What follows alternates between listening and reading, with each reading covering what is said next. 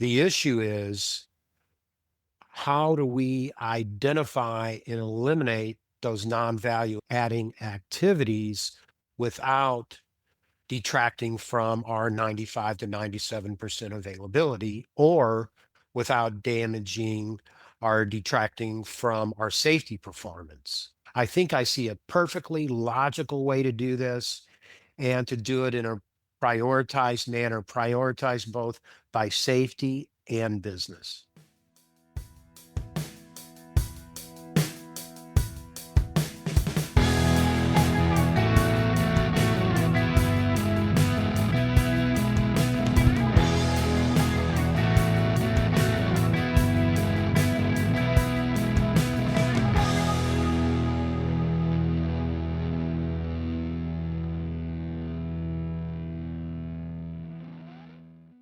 All right, Greg, nice to see you today. Let's talk about enterprise asset management systems. I know this is something that you have been thinking about a lot. You constantly are talking to people about it. I think you have a lot of ideas about it. We've talked in the past about how people currently utilize these. And I think we both agree that there's a miss or maybe a lack or a void, or there's something there where a lot of the folks that we talk to, a lot of the folks that we work with are maybe not able to fully optimize how they're using them. Is that, would you say that's probably about right? Absolutely. And I think it's because what we see is that a lot of effort is put into just getting it up and running and getting those programs going. They have to fit their program, their current system into whatever that new shell looks like, that new program, the hierarchy, the schema, they have to fit it into that. And so they have to go through and make a lot of changes just to their own processes and systems and how they document, and, even just their frontline people being able to access the data. But then to be able to fully optimize and take the most advantage of that entire enterprise system, what do you see? What do you think there are some of the first things that people would need to do, or why aren't they doing this to get to that point? I think you nailed it at the beginning of your question. And that is, how do we fit this inside of that digital framework or that digital system? Actually, it should be the other way around. How do we design our digital systems to satisfy our needs, to satisfy our goals, instead of trying to shoehorn things into something that isn't the best fit? And so I think it starts, I believe, not think, I believe it starts at the beginning at the design level. So if you look at a plant reliability program, and I'll throw everything in there: fixed equipment, rotating equipment, instrumentation and controls, and electrical, I'll throw that all in there. Somebody has to, or a group. I don't think there's one person that can do this. So you might have a highly knowledgeable project manager with a team of people with expertise in the various different areas. And I don't mean overnight flash in the pan experts. I'm talking about people who understand work processes, who understand what you ultimately want to get out of it and what you need to put into it to get that out of it, AKA the models. The models. So you start with a good design. And I'll give you an example where somebody didn't do a good design, is where there was a major refining corporation, and they wanted to move toward a certain way of doing things. And of course, for those of you who know me, I'm very active on the RBI side. And so it was toward RBI. But then here they are, like 3 years down the road, doing RBI on pressure vessels. Now they're looking at doing piping.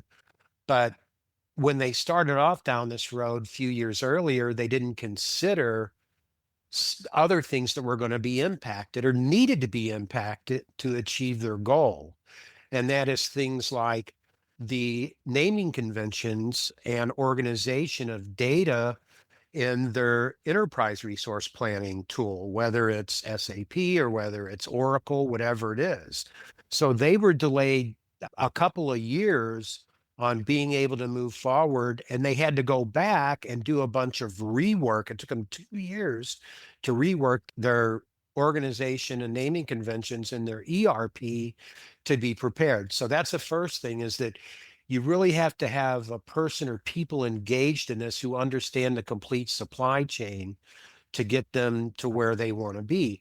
Now you complicate that by the integration, right? It just gets complicated for me when I think about the integration of how we tie IDMS, inspection database management systems, CMMS systems, MOC initiatives, and IOW, integrity operating window initiatives. To me, that's complex enough. Now add the impact and the interrelationships of instrumentation and controls, because those come into play with IOWs, right? And then you tie into this your MOC program, because when you do your initial RBI, you're looking forward predicated on some predicted conditions that are going to occur, but we all know those conditions can and will change. And so we implement practices like IOWs and management of change to help us catch those things, evaluate them, hopefully before they happen, but if not, evaluate the impact, and then see how, if and how we need to change things. And so I really believe that, considering things like the presentation I remember John Reynolds gave at the summit one time after a bunch of those process safety audits that he and these teams were doing with the API and NPRA, or AFPM, I should say, under their auspices. They said these are the 10, after doing about 100 facilities, these are 10 things that we see emerging as areas for improvement. And one of them that ties right into this is that inspectors aren't being given enough time to analyze data, or they're not analyzing data as much as they should be. And the other one, another one, was that they're sitting on a mountain of data and they don't know where to start. So they've got all these haystacks with needles in them.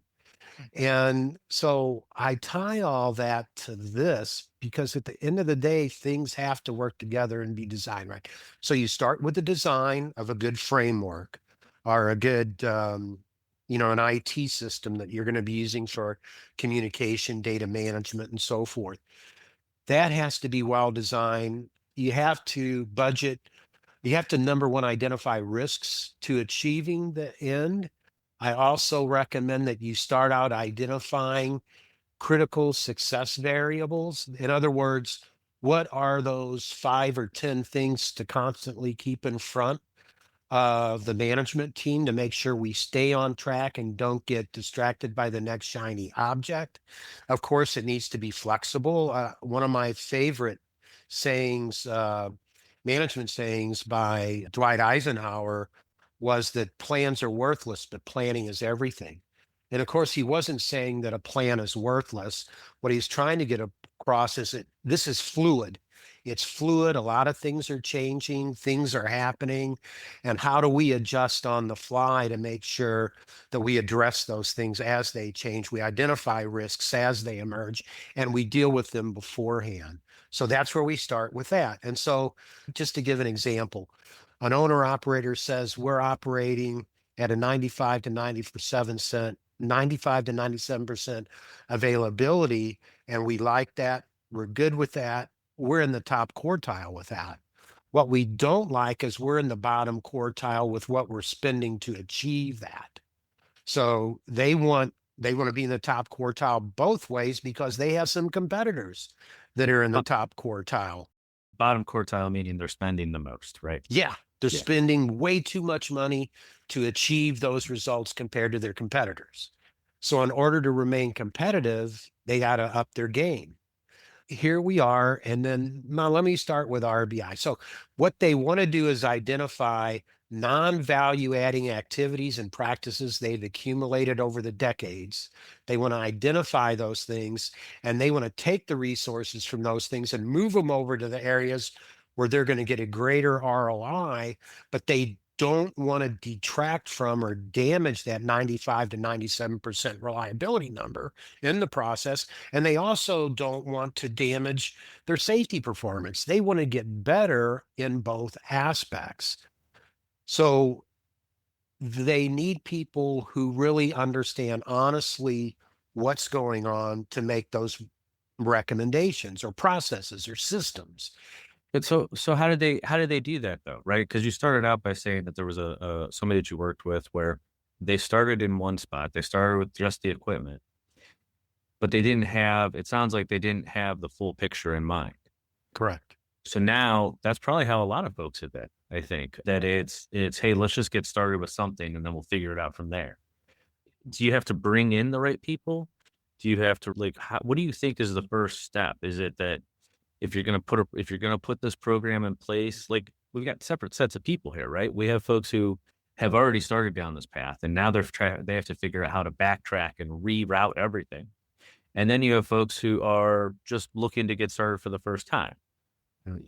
For the people looking to get started for the first time, man, that's really daunting, right? You said you got to eat the elephant one bite at a time, but you also have to know where the end is, right? When you're starting, you still have to have an idea of what that end is. Right. So how do you think? Let's just start with that first piece there. If you're just trying to get started, how do you start thinking so big picture and so far down? I mean, you're talking 5, 6 years potentially for folks of what that final program is going to look like. How do you think you even start with that? Education. Okay. It starts with education, educating management and educating all the shareholders that are going to be involved in this, or at least representative shareholders, Hmm. because they're going to need to be engaged along the way. I wrote an article about fitting the puzzle pieces together at Inspectioneering about a year or two ago. And I was doing some study on these digital transformation projects that are occurring at all kinds of corporations.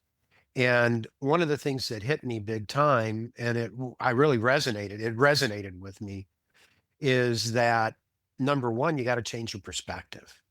Those digital transformation projects, according to everybody I read, are 80 to 90% people centered and only 10 to 20% technology centered. And most people flip those around. They think it's all about the technology. They're trying to shoehorn people or shoehorn what they do into existing technologies. And they don't think about the people who are going to own these initiatives at the end of the day, the stakeholders who are going to have to implement them. So I think number one, we have to change our perspective. We're going to have to change our culture. Most of the great leaders I've ever read about, their number one priority is people. And I don't think that's any surprise, right?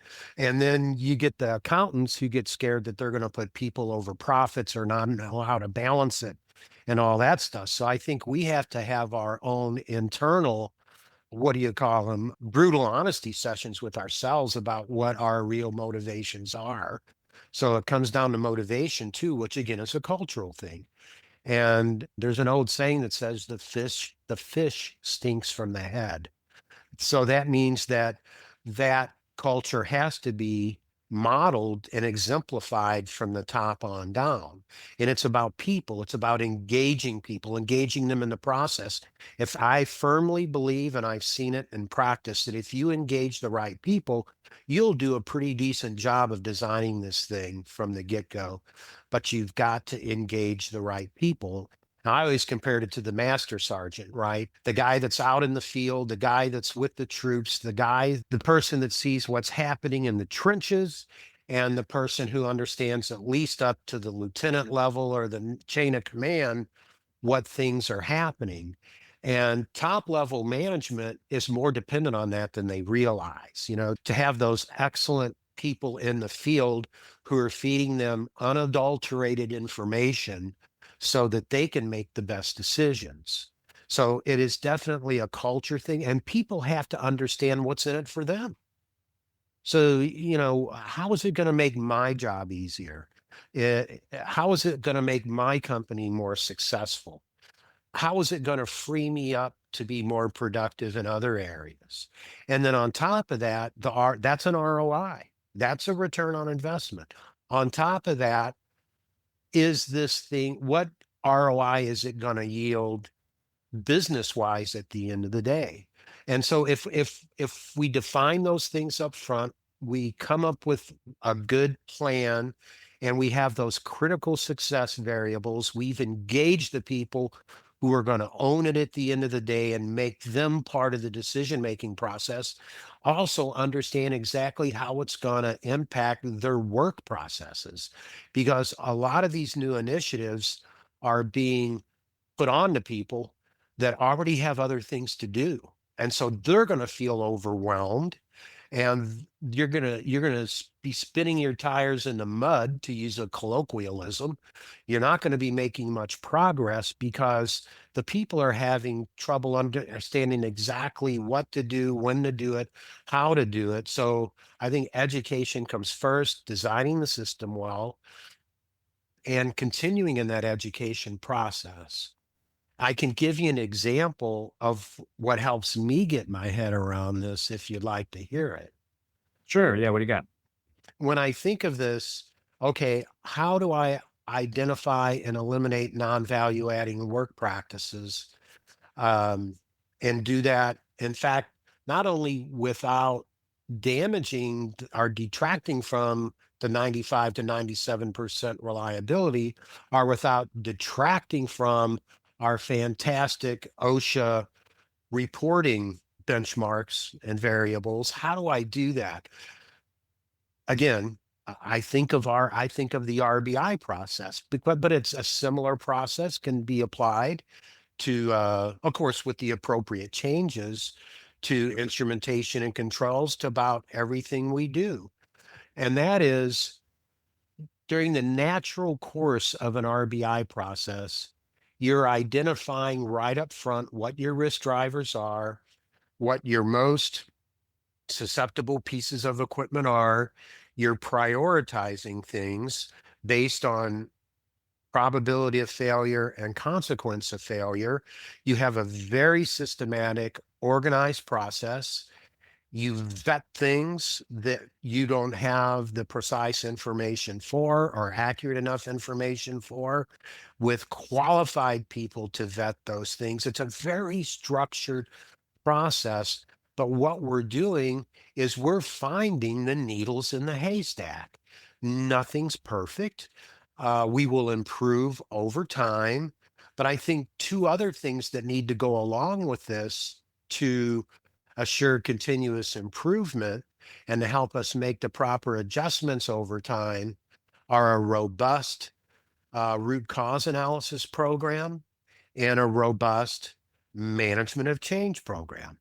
But all along, if you've read any of my stuff on scalable accuracy, all of these things can be prioritized based on the impact they have to the things that have been prioritized. And another somewhat of an example, which was very early in the RCM days, was when management gave the engineer a clipboard and said, I want you to go out and log every piece of equipment that's failed within the last 5 years, that's cost us more than X amount of dollars, or caused a safety concern beyond Y.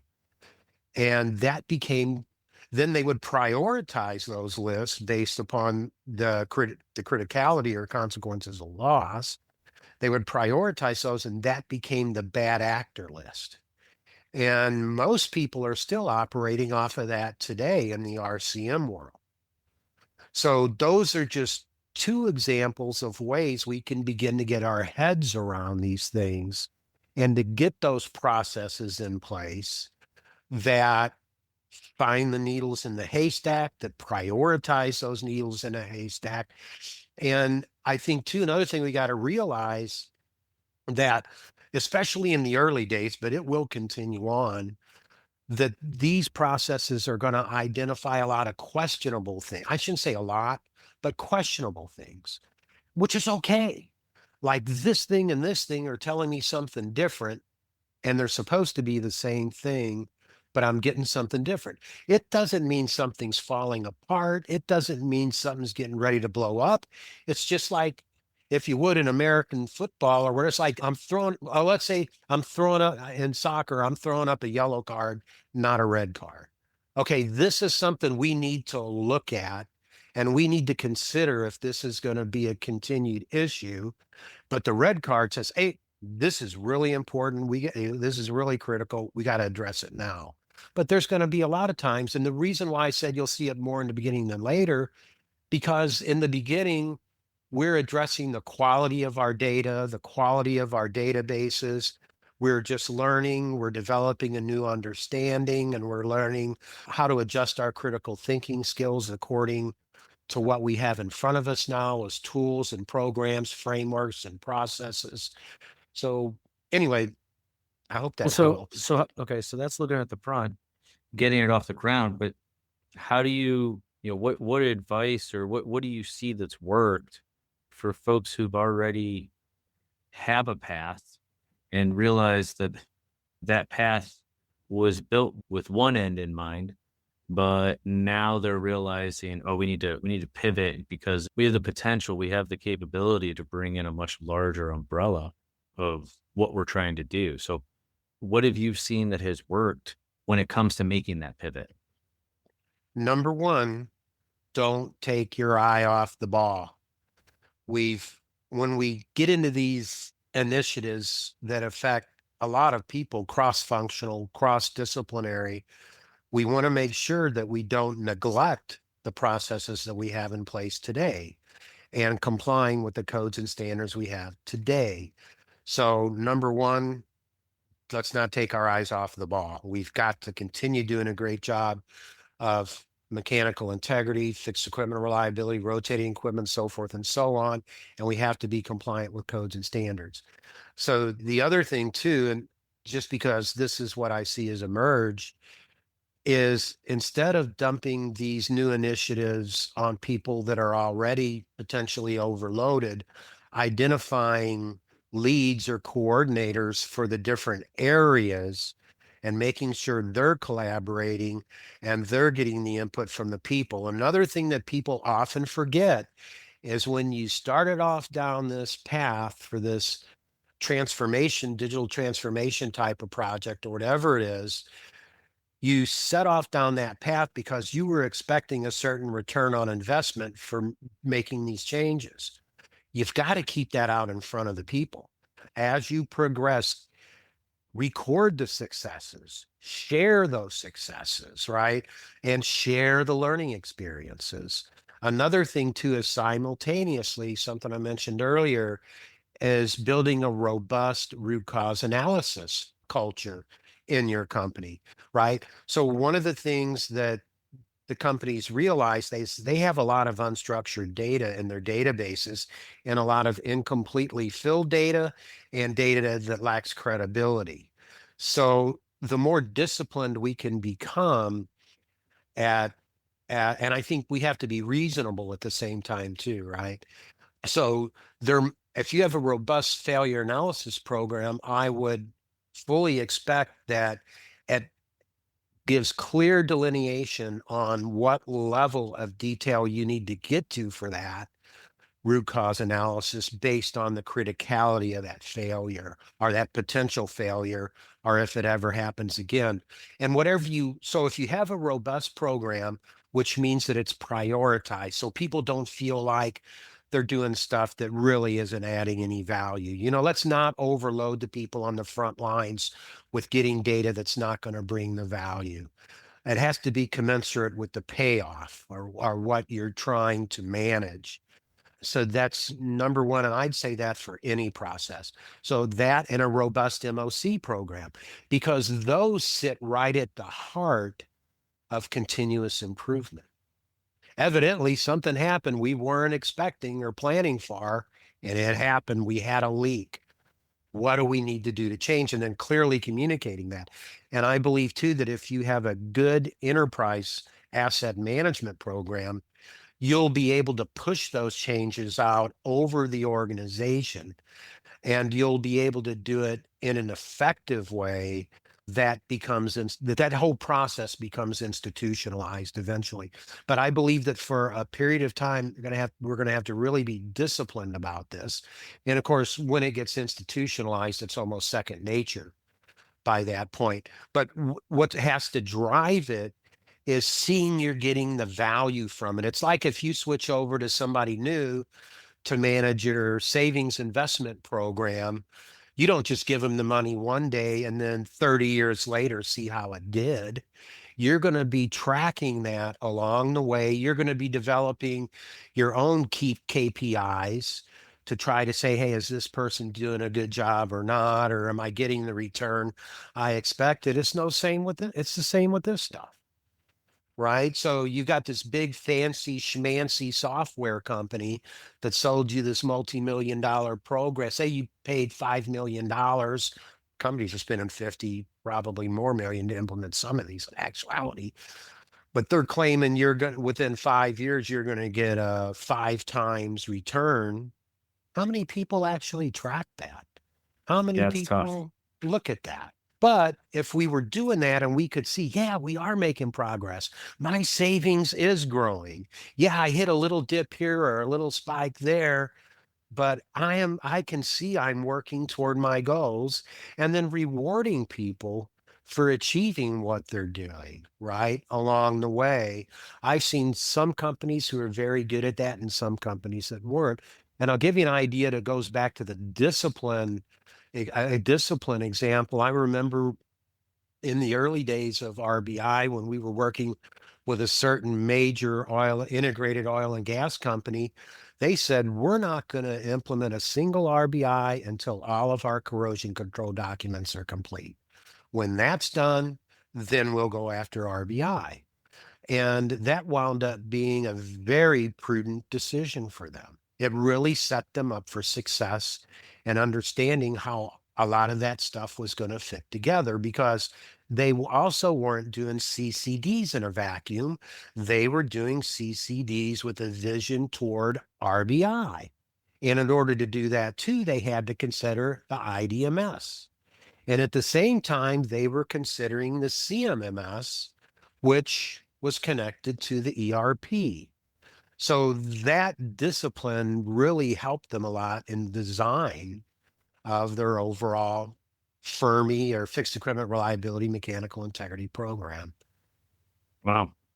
Yeah, I don't really see very many folks, at least not initially, coming out with a program thought through to that level of we're going to start with CCDs because it drives a lot of things, right? It comes up with your corrosion rates, it identifies your damage mechanisms. So now that pushes to your inspection program. That then hits over to your maintenance side. Knowing same thing, as you said, knowing that you're going to do RBI, knowing your systems and your softwares that you're going to be using. Well, I think a lot of people just say, "Hey, RBI is the next thing that we're going to do. It's the next box we're going to check," and they don't come into it with that level of pre-thinking and that level of strategy for what that end goal looks like. One last question I have for you here. What do you think is the most important step? I know you said that you think RCA, having an RCA program, having a solid MOC program in place or developing those. What do you think is the most important step to make sure that you try to get right when trying to put together a world-class program? Communication, number one, communication. I think, fortunately for us human beings and AI, communication is going to always require human engagement. But communication is definitely number one. And from many different perspectives, accuracy, context. I'll start with context and then accuracy, consistency, the human element, organization of communication systems, design and implementation of automated communications protocols, And I also think being realistic, you need to build flexibility into your program. And I will say one of the things that I think slowed us down in achieving this stuff is maybe not doing a good job of implementing the business analyst role in the design of these IT frameworks. That person that typically falls under the IT umbrella is usually and should be an SME from whatever area of that plugin to the bus or the framework that needs to be there. I think the industry is getting better at it. There are probably more successes than I have the feeling or the sense of, because I think that there are some companies that are making some decent progress now, but they're not telling their stories because they have a competitive edge. Yeah. Human nature also tends to focus not on the successes, but on the failures and dwell on those failures or those misgivings. So, that's something we say all the time is, communicate the successes, communicate the wins, let everybody know, even if they're small, let them know how well everybody in the team and the group is doing, because one misstep is very easy for everybody to dwell on and continue to think about. Yeah. All right, Greg. Listen, appreciate the conversation today, and we'll talk soon. Okay. Thanks, Brandon. Me too, buddy. Have a good one. Yeah. Stay safe.